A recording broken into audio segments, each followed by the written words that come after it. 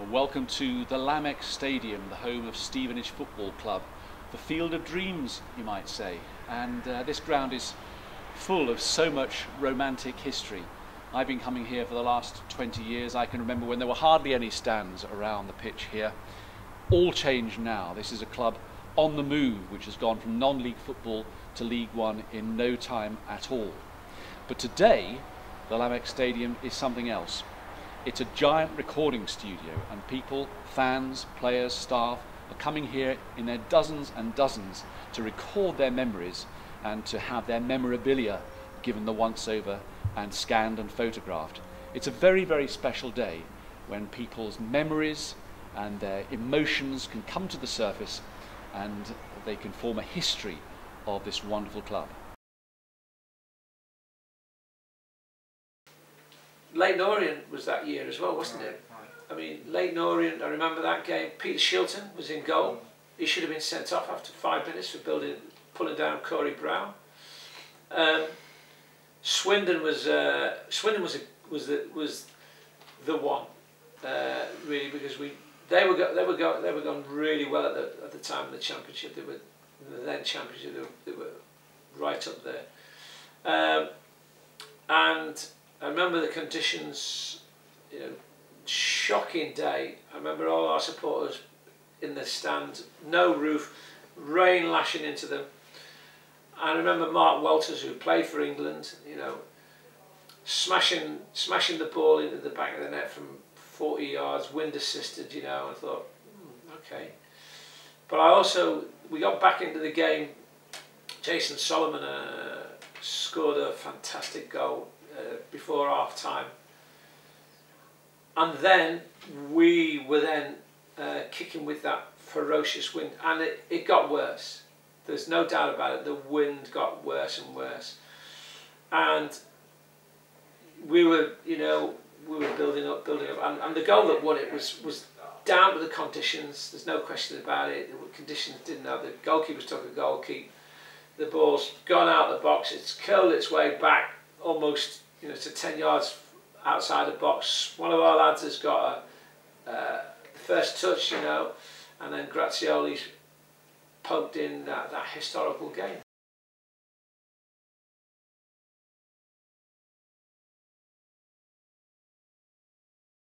Kevin Keegan was doing the draw. I remember talking to him before the game, before the draw, and he said, who do you fancy, Paul? I said, I fancy Man United, of course, money. And when he pulled the draw, it was midway through the draw. I remember Stevenage Borough came out first, and then he pulled out Newcastle United, and he said to me, well, you didn't get Man, but you got A United. And I remember Newcastle United, who were just colossal at the time, and I don't remember any other part of the draw. Don't remember it. You can ask me anything. I don't even remember. I was in a daze as to what was going on and what was going to happen. And you came back and spoke to your players afterwards. What was the feeling? They were all gutted because everyone was gutted. I was disappointed because we wanted to play away from home. If we were going to play Newcastle, we wanted to play in front of 40,000 supporters. But we knew here, so obviously we were naive. I didn't understand the rules and regulations. If you go into the FA Cup, you go in because you're capable of holding any kind of cup tie. You can't just reverse it. I wasn't aware of those rules, so we had to play the game here. But anyway, we soon latched onto that idea that was cool, and so let's try and have the best of both worlds and draw here and go back home. So, and that's what happened. You're not telling me you planned for a draw? Absolutely did not. No.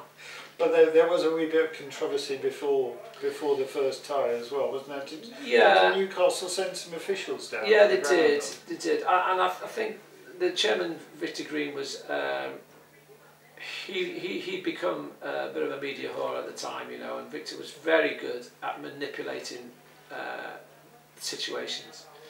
And he really did manipulate a situation. And it was Victor Green who started They turned up.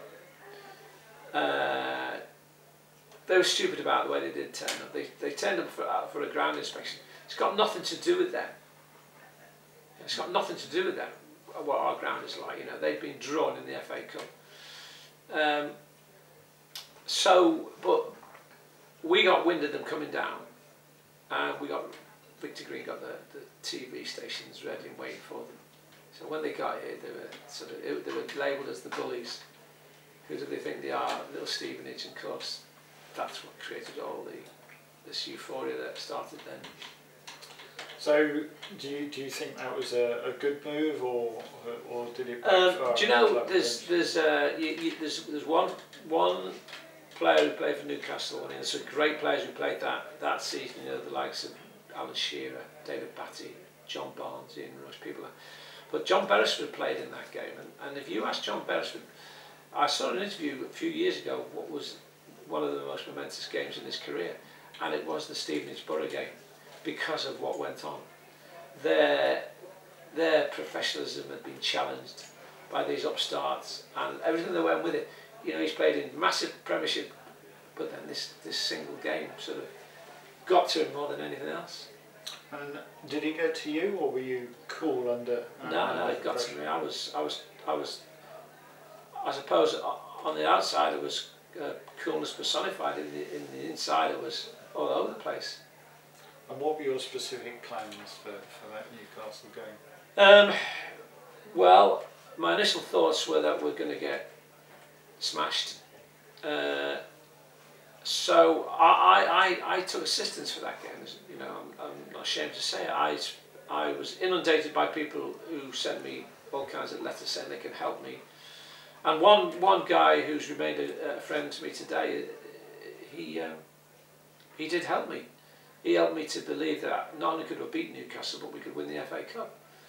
And who got was that? a gentleman called David Elliott, who went on to work eventually with through my invitations and through my opening a few doors from with Arsene Wenger, you know. And we did a lot of role reversal, you know, with the players. You know, we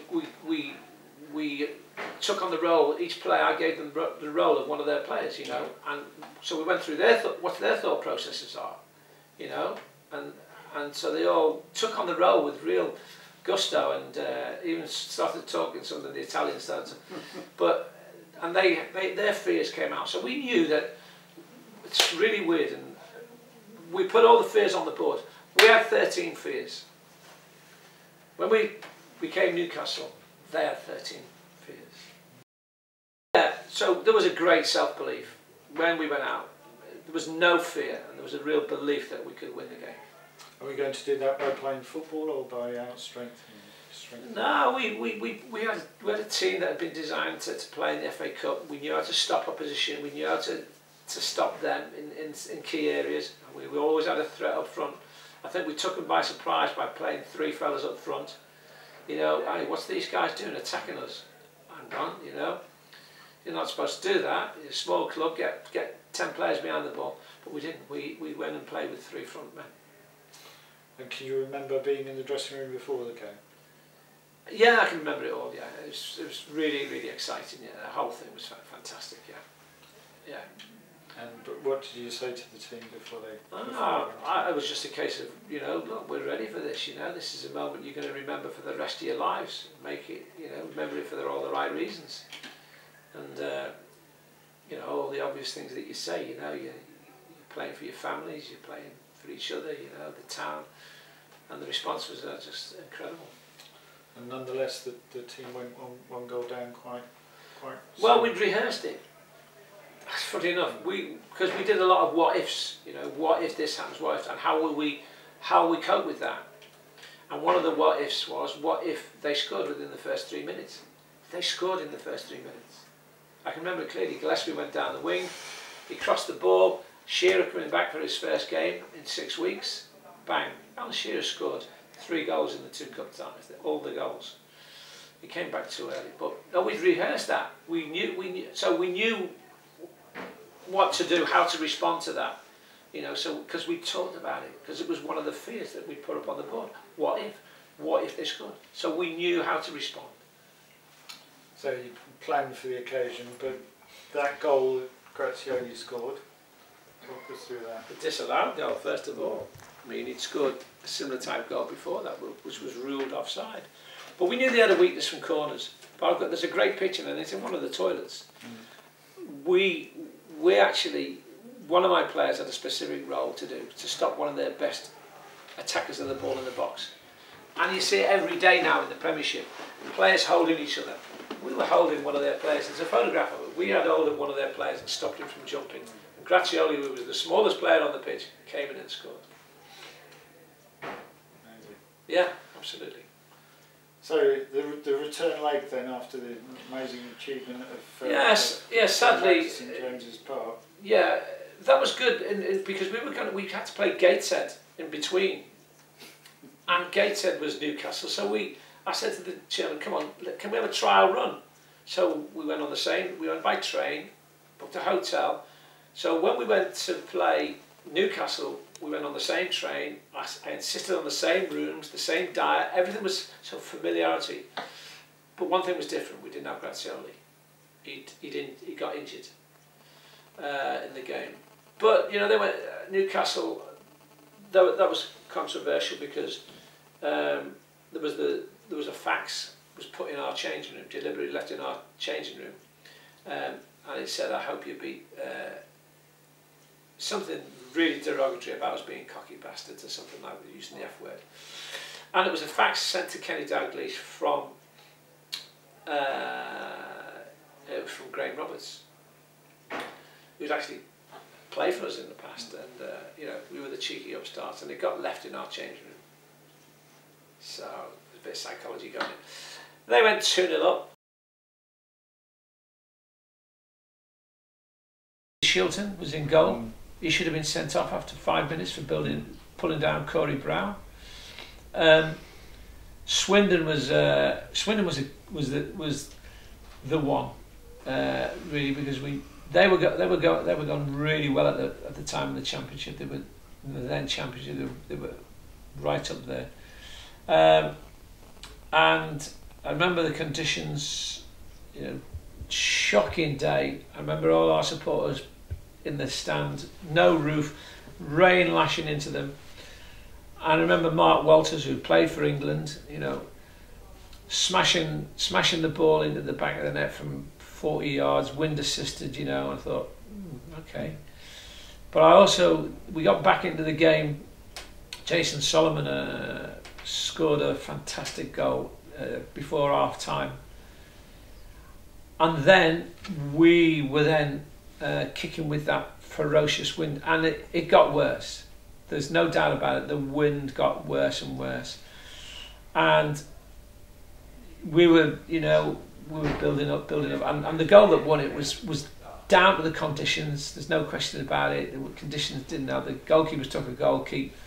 The ball's gone out the box. It's curled its way back almost, you know, to 10 yards outside the box. One of our lads has got a first touch, you know, and then Grazioli's poked in that historical game, that historical goal that got us, you know, the neck into that all important fourth round. And so that was you playing league opposition. I suppose it was almost a substitute in some ways for the league opposition. You should have been playing every week, really. It was a lot to do about how I felt, you know, that, hey, look, I'm as good as you guys, you know, and that's probably one of the reasons why I did it. Who was the manager of Swindon at the time? Steve McMahon. And afterwards, he got sacked. And did you have a drink together after the game? Or? No, he didn't stay around. He didn't stay around. No, I mean, you know, it's a crushing blow for senior teams to go out at home in the FA Cup against, you know. Sometimes they've got no choice, you know. The force is so powerful in these teams, you know, and it's unstoppable. And what about your dressing room after that game? Oh yeah, fantastic. I mean, it was fueled with anticipation more than anything else, you know. I mean, well, you know, what's happening now? Where are we going from here? So yeah, so it was fantastic.